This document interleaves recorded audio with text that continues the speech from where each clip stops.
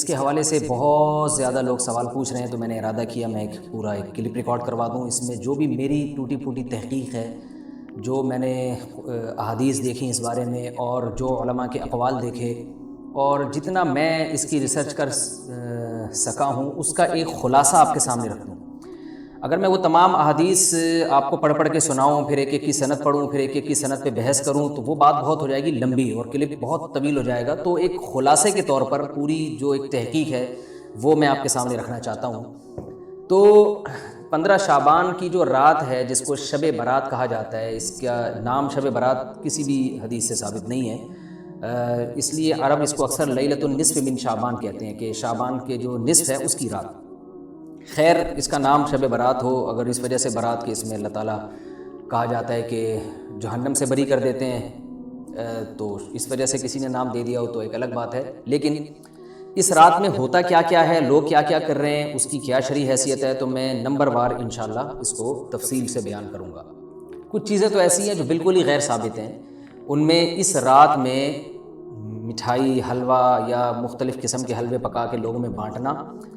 اور اس رات میں نہا دھو کے تیار ہونا یا اچھے کپڑے پہننا، ان دو چیزوں کو پہلے میں انشاءاللہ بیان کروں گا۔ دیکھیے، اسلام میں راتوں کے تہوار کا کوئی تصور نہیں ہے۔ اسلام میں جتنے بھی تہوار ہیں وہ دن کی روشنی میں ہیں۔ عید الفطر، عید الاضحیٰ، یہ ہمارے دو تہوار ہیں جس میں ہم سیلیبریٹ کرتے ہیں ایک دوسرے کو، یہ دن کی روشنی میں ہمیں بتائے گئے ہیں۔ غیر مسلموں کے تہوار رات کو ہوتے ہیں، جیسے عیسائیوں کے تہوار کرسمس آپ دیکھیں رات کو ہوتا ہے۔ تو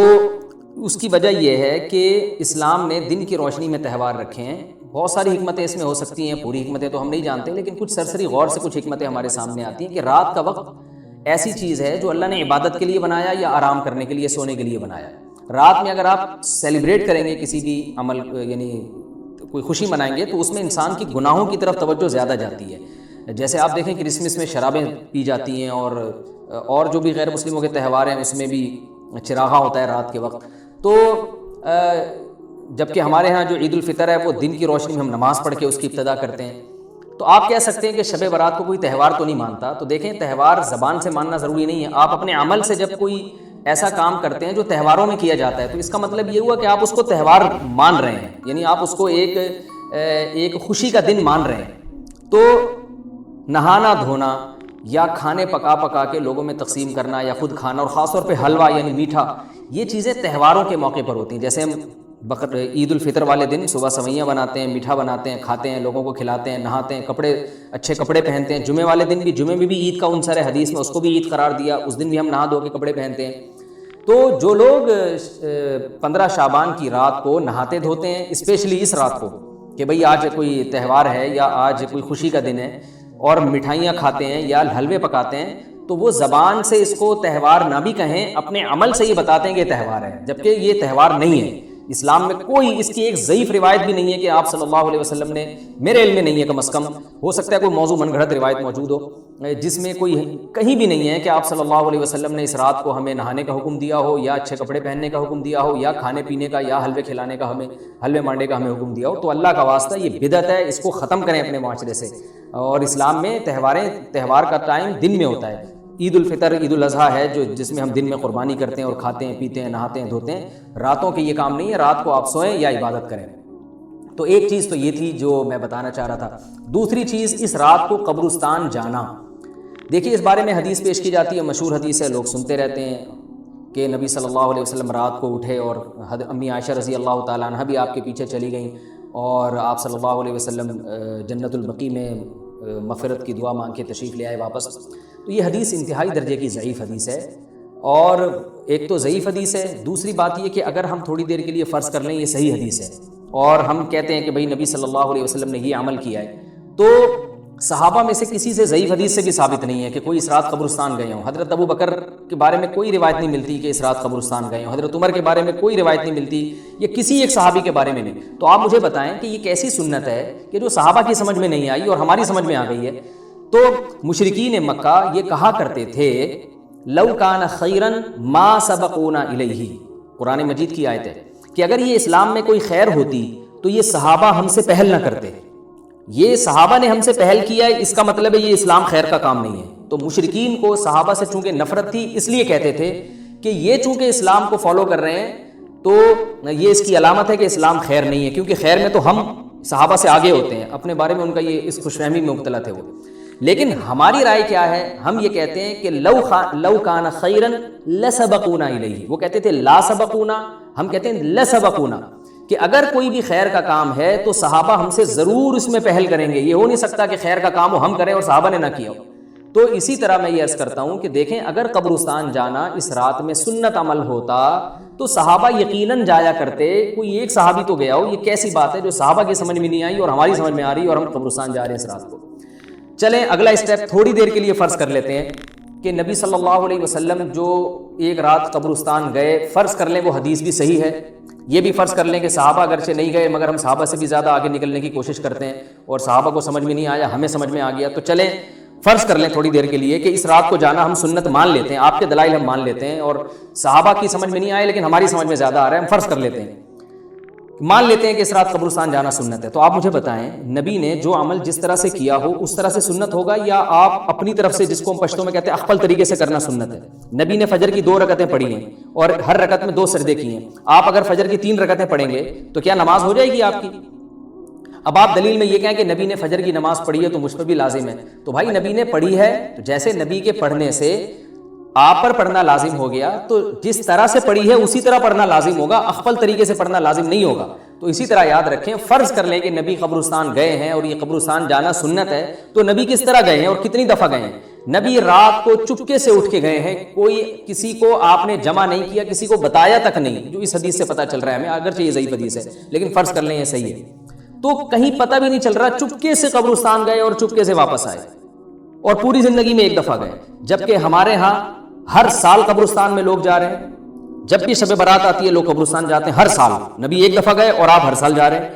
نمبر 2، جاتے جتھوں کی شکل میں، نبی تو چپکے سے گئے ہیں، تو آپ رات کو 2-2:30 بجے ذرا چپکے سے اٹھیں اور تنہائی میں جب قبرستان میں وحشت ہو اور اندھیرا ہو اور وہاں قبرستان جائیں، اتنا دم ہے آپ میں، تو ہم کہیں گے بھائی آپ نے نبی کی سنت کو زندہ کیا ہے۔ لیکن آپ تو جتھوں کی شکل میں جا رہے ہیں، نہا دھو کے جا رہے ہیں، خوشبو لگا کے جا رہے ہیں، تیار ہو کے جا رہے ہیں، اور جو کچھ وہاں خرافات ہو رہی ہیں قبرستان میں وہ تو ساری دنیا کو معلوم ہے، میلے ٹھیلے لگے ہوئے ہیں وہاں پہ، گولے گنڈے بک رہے ہیں، برگر بک رہے ہیں، گول گپے بک رہے ہیں وہاں پہ، اور پھول الگ بک رہے ہیں، ہار پھول قبروں پہ چڑھانے کے لیے۔ کیا بدماشی ہے یہ، کیا منہ دکھائیں گے رسول اللہ صلی اللہ علیہ وسلم کو قیامت کے دن؟ آپ کے سامنے کیا وہ حدیث نہیں ہے کہ نبی صلی اللہ علیہ وسلم نے فرمایا کہ روایت میں آتا ہے کہ کچھ لوگ قرب میدان حشر میں آئیں گے تو ان کے چہرے ایسے ہوں گے جیسے میری امت کے چہرے ہوتے ہیں، میری امت کی شکل ہوتی ہے، حدیث کا مفہوم میں بیان کر رہا ہوں۔ تو جب وہ حوض کوثر کا پانی پینے کے لیے میرے پاس آئیں گے تو فرشتے ان کو بھگائیں گے، سحقن سحقن، تو آپ صلی اللہ علیہ وسلم پوچھیں گے یہ تو میری امت ہے، آپ تو فرشتے کیا کہیں گے کہ یہ آپ کی وہ امت ہے جنہوں نے آپ کے دنیا سے جانے کے بعد دین میں ایسی چیزیں ایجاد کر لی تھی جن کا آپ نے حکم نہیں دیا، تو آپ کیا فرمائیں گے؟ سحقن سحقن، دور کرو ان سے۔ تو ایسا نہ ہو کہ ہم قیامت کے دن رسول اللہ صلی اللہ علیہ وسلم کی شفاعت سے محروم ہو جائیں۔ تو اللہ کا واسطہ قبرستان مت جائیں اس رات، گھر میں بیٹھیں آرام سے، یہیں بیٹھ کے میت کے لیے مغفرت کی دعا کریں، اور اگر آپ سمجھتے ہیں نہیں یہ حدیث بالکل صحیح ہے اور جانا لازمی ہے تو پھر تنہائی میں جائیں، ایسے قبرستان کا انتخاب کریں جہاں آپ کے علاوہ کوئی بھی نہ ہو، اور پھر چپکے سے جائیں اور پتلی گلی سے واپس آ جائیں آپ۔ اگرچہ ہم تو اس کو بھی نہیں مانتے لیکن اگر کرنا ہے تو پھر اس طریقے سے عمل کریں، اگر آپ حدیث کو فالو کرنا چاہتے ہیں آپ اپنے خیال کے مطابق۔ تو یہ 2 باتیں ہو گئیں۔ ایک تیسری چیز کیا ہے؟ کیا قرآن اس رات میں نازل ہوا ہے اور تقدیر کے فیصلے اس رات میں ہوتے ہیں؟ دیکھیے قرآن میں 2 جگہ اللہ نے اس مضمون کو بہت وضاحت سے بیان کیا، ایک سورہ دخان میں انا انزلناہ فی لیلۃ مبارکہ کہ ہم نے اس کو مبارک رات میں نازل کیا، اور اللہ نے فرمایا فیہا یفرق کل امر حکیم، اس میں حکمت والے فیصلے ہوتے ہیں اس رات میں۔ دوسری جگہ 30ویں پارے میں سورہ قدر میں اللہ نے فرمایا انا انزلناہ فی لیلۃ القدر، ہم نے اس قرآن کو لیلۃ القدر میں نازل کیا، اور اس میں بھی اللہ نے فرمایا تنزل الملائکۃ فیہا کہ فرشتے اس رات میں اترتے ہیں باذن ربہم من کل امر، تمام قسم کے معاملات لے کے۔ تو یہاں بھی اللہ بتا رہے ہیں کہ جو 1 سال کے فیصلے جس رات میں ہوتے ہیں اور فرشتوں کے حوالے کیے جاتے ہیں وہ رات اور قرآن کے نازل ہونے والی رات ایک ہی ہے، یہ الگ الگ راتیں نہیں ہیں۔ اور سورہ قدر میں اللہ نے فرما دیا واضح لفظوں میں کہ وہ لیلۃ القدر کی رات ہے۔ تو اتنی وضاحت کے بعد پھر یہ کہنا کہ اس رات میں قرآن نازل ہوا تھا جبکہ اس کے بارے میں کوئی صحیح حدیث موجود بھی نہیں ہے، ضعیف یا موضوع روایتیں ہیں، تو یہ بالکل قرآن پر میں سمجھتا ہوں کہ یہ ٹھیک نہیں ہے، بالکل دلیل کے لحاظ سے یہ کمزور بات ہے۔ اگرچہ بعض علماء اس طرف گئے ہیں اور انہوں نے تعویل کی ہے، انہوں نے یہ تعویل کی ہے کہ قرآن جو ہے آسمان دنیا پہ آیا لیلۃ القدر میں، اور وہاں سے جو نیچے نزول شروع ہوا ہے وہ شب برات میں ہوا ہے، لیکن یہ تعویل عقل سے بعید ہے اور اس تعویل کی ہمیں ضرورت بھی نہیں ہے۔ دو صحیح حدیثیں ٹکرا رہی ہوں یا قرآن کی آیت کسی ایسی متواتر حدیث سے ٹکرا رہی ہو، تو پھر تو وہاں ہمیں تطبیق دینے کی ضرورت پیش آتی ہے، جب قرآن کے مقابلے میں کوئی حدیث ہی نہیں ہے، صحیح حدیث بھی نہیں ہے۔ حالانکہ قرآن کے مقابلے میں تو فقہا کہتے ہیں کہ اگر صحیح حدیث بھی ہو، متواتر نہ ہو، صحیح حدیث بھی ہو، تو وہ بھی ظنی ہوتی ہے، تو اس حدیث کو رد کیا جائے گا، قرآن میں تعویل نہیں کی جائے گی۔ لیکن یہاں تو صحیح حدیث بھی نہیں ہے، یہاں تو ایک ضعیف روایت ہے اور ضعیف اقوال ہیں، آپ اس کو کیسے قرآن کے مقابلے میں لا سکتے ہیں؟ تو جو بالکل بے غبار بات ہے وہ یہی ہے کہ اللہ تعالیٰ نے قرآن مجید کو لیلۃ القدر میں نازل کیا، جو رمضان کے آخری عشرے میں ہوتی ہے، اور اسی لیلۃ القدر میں فیصلے بھی ہوتے ہیں۔ اور بعض لوگ کہتے ہیں اس میں حرج کیا ہے کہ ہم 15 شعبان کو بھی فرض کر لیں، اس میں قرآن نازل ہوا اور لیلۃ القدر میں بھی، بھائی اس سے لیلۃ القدر کی ویلیو کم ہوتی ہے۔ اللہ تو لیلۃ القدر کی ویلیو بڑھا رہے ہیں کہ یہ ایسی رات ہے جس میں ایک سال کے فیصلے بھی کر دیے جاتے ہیں، اور اس میں قرآن مجید کا نزول بھی شروع ہوا۔ تو جس رات کو اللہ نے جو پروٹوکول دیا ہے وہی پروٹوکول اس کو دینا چاہیے، آپ اس کو کسی اور رات کو نہ دیں وہ پروٹوکول۔ تو یہ تیسرا مسئلہ ہوا۔ پہلا مسئلہ حلوے مانڈے کا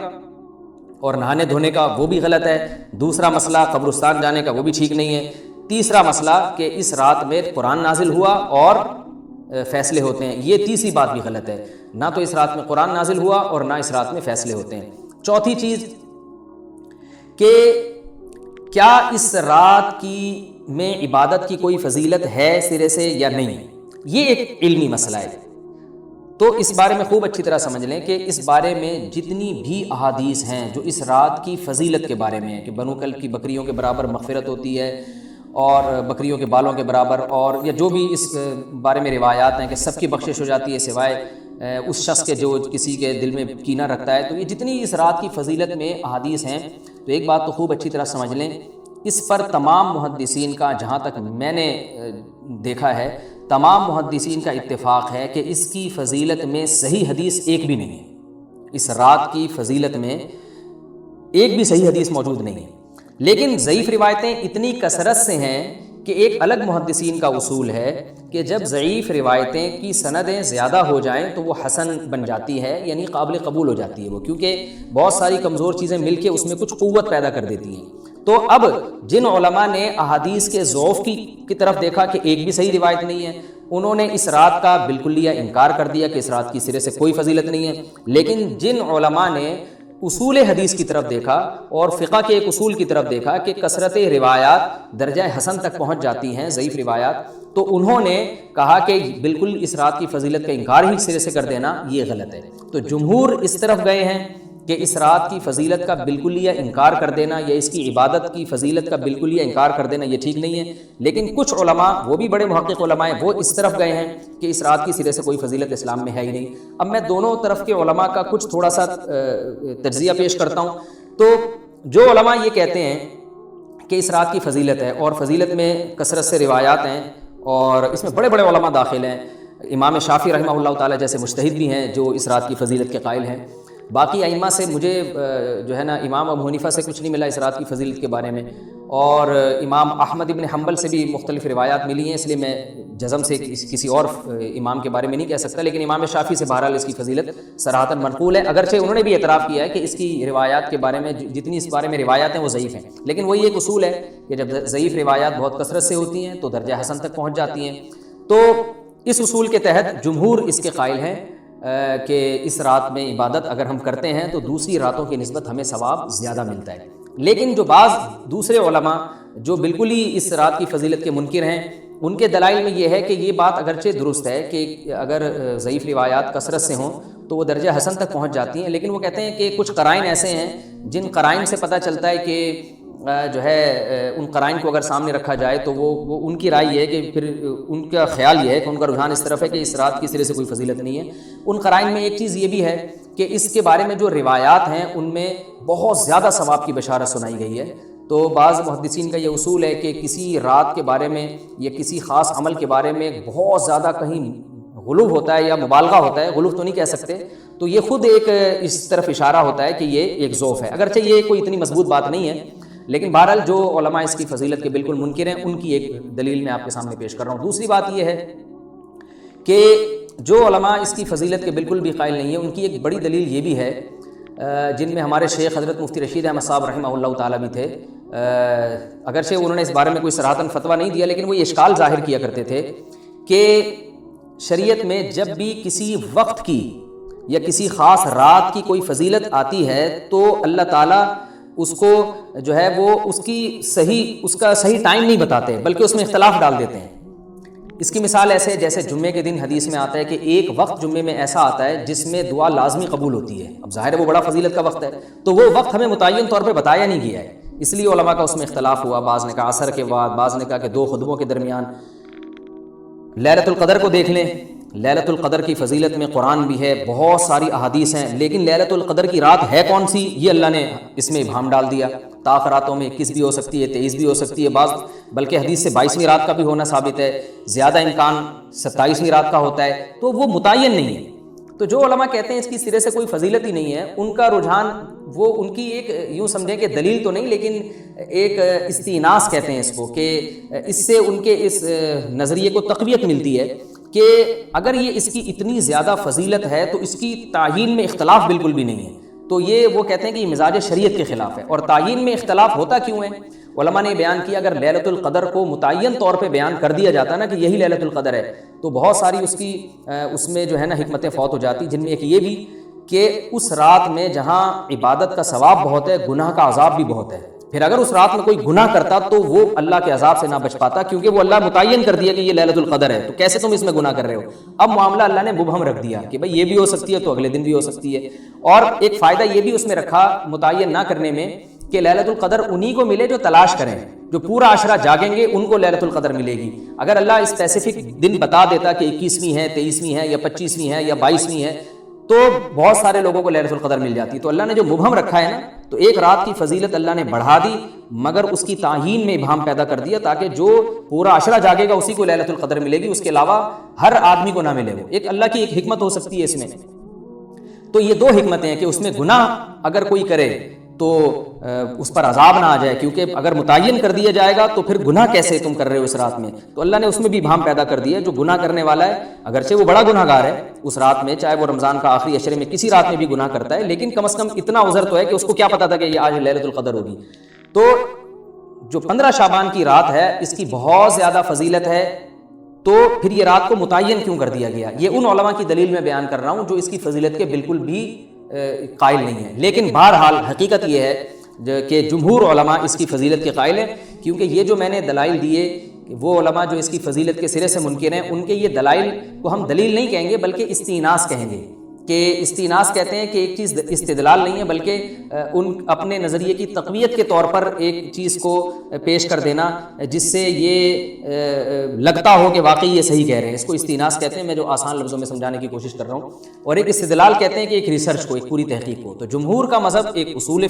اصول پر مبنی ہے کہ بھئی اتنی ساری روایات ہیں اور ضعیف ہیں، ان میں ٹھیک ہے کچھ موضوع بھی ہیں لیکن بہت ساری ایسی ہیں جو موضوع بھی نہیں ہیں، تو ضعیف روایات ہیں جب اتنی کثرت سے ہیں اور اس میں ہے بھی عبادت کا تذکرہ تو عبادت کرنے میں کوئی حرج بھی نہیں ہے، تو لہذا انہوں نے اس کو جو ہے نا اس کو دلیل بنایا ہے، اور اصول کے لحاظ سے یہ بات درست ہے۔ تو اس اصول کو اگر کوئی فالو کرنا چاہے تو اس رات کی عبادت اس کے لیے بالکل ٹھیک ہے، اور اللہ کی رحمت سے امید ہے کہ اس میں اس کو ثواب زیادہ ملے گا۔ تو جمہور ایک طرف ہیں اور بعض علماء دوسری طرف ہیں۔ تو یہ میں نے صرف اس لیے بیان کر دیا کہ اس رات کی فضیلت میں اتفاق نہیں ہے بلکہ مختلف فی ہے، مجتہد فی ہے، اختلاف رائے اس میں ہو سکتا ہے۔ تو اگر کوئی عالم اس رات کی فضیلت کا بالکل ہی انکار کرے اور ان علماء کا بھی احترام کرے جو اس رات کی فضیلت کے قائل ہیں، تو پھر اس عالم پر رد کرنے کا حق نہیں ہے۔ دوبارہ میں اپنی بات کو ریپیٹ کرتا ہوں، اگر کوئی عالم یہ کہے کہ اس رات کی سرے سے کوئی فضیلت نہیں ہے تو اس عالم پر طعن و تشنیع جائز نہیں ہے، کیونکہ ان کے بھی کچھ نہ کچھ استدلالات ہیں۔ ہاں اگر کوئی عالم اس رات کی فضیلت کا انکار کر کے جمہور کے مذہب کو بالکل غلط قرار دیں اور اس عمل کو یہاں اس رات کی عبادت کو بالکل بدعت قرار دیں، اور جو اس رات میں عبادت کر رہے ہیں یا اس کی فضیلت کے قائل ہیں ان کو بدعتی قرار دیں، تو یہ غلو ہو جائے گا، یہ زیادتی ہو جائے گی، جو کہ بالکل غلط ہے۔ کیونکہ جب دونوں طرف دلائل ہیں تو اعتدال والی رائے اختیار کرنی چاہیے، اور کسی ایک طرف بہت زیادہ جھکاؤ یا کسی ایک کو 100% غلط قرار دے دینا، بدعتی قرار دے دینا، یہ درست نہیں ہے۔ تو ہماری قوم میں ایک مزاج ہے کہ بس اپنی رائے کو مسلط کرتے ہیں اور دوسرے کی رائے کو مانتے ہی نہیں۔ تو عوام کے لیے کیا ہے؟ لوگ کہتے ہیں مفتی صاحب کنفیوز کر دیا آپ نے، تو لٹکا کے چھوڑ دیا ہمیں. بھائی میں کنفیوز نہیں کر رہا، عوام جمہور کے مذہب کو فالو کرے گی. جمہور میں بڑے بڑے علماء ہیں، وہ اس کی فضیلت کے قائل ہیں، اور وہ اس کے قائل ہیں کہ اس رات میں عبادت کرنی چاہیے، تو آپ جمہور کے مذہب کو فالو کر سکتے ہیں. تو اب یہ بات تو ہو گئی جمہور کا مذہب، میں نے آپ کو بتایا کہ وہ اس رات میں فضیلت کے قائل ہیں کہ اس رات میں عبادت کرنی چاہیے. لیکن کیسے کرنی چاہیے؟ اس پر تمام علماء کا اتفاق ہے کہ مسجد میں جتھے بنا کے جانا یا اجتماعی عبادت کرنا یہ بالکل بدعت ہے، بالکل ناجائز ہے. اسی طرح کوئی مخصوص قسم کی نماز پڑھنا کہ پہلی رکعت میں یہ والی صورت، تو دوسری میں یہ والی صورت، تو تیسری میں یہ والی صورت، یہ بالکل بدعت ہے. صلاۃ التسبیح کی جماعتیں بدعت ہیں. تو ایک ہی راستہ ہے آپ کے پاس، آپ عبادت کرنا چاہتے ہیں تو انفرادی طور پر ایسے عبادت کریں جیسے عام دنوں میں آپ عبادت کرتے ہیں، ویسے ہی نماز پڑھیں جیسے عام دنوں میں نماز پڑھتے ہیں. کوئی مخصوص صورتیں، مخصوص رکعتیں نہیں. جتنی اللہ توفیق دے تنہائی میں آپ 2 رکعتیں، تہجد کی 4 رکعتیں، 6 رکعتیں، 8 رکعتیں، 16 رکعتیں، جتنی اللہ توفیق دے آپ رات کو کھڑے ہو کر انفرادی نماز پڑھیں. دعائیں مانگیں اللہ تعالیٰ سے، قرآن کی تلاوت کریں، تسبیحات کریں. جتھے نہ بنائیں مسجد میں، چراغاں نہ کریں، بتیاں نہ لگائیں، قبرستانوں پہ رش نہ کریں. یہ سب ناجائز اور سب حرام ہے، گناہ ہے. اس کا اسلام میں کوئی تصور نہیں. کرنا ہے تو صرف ایک کام آپ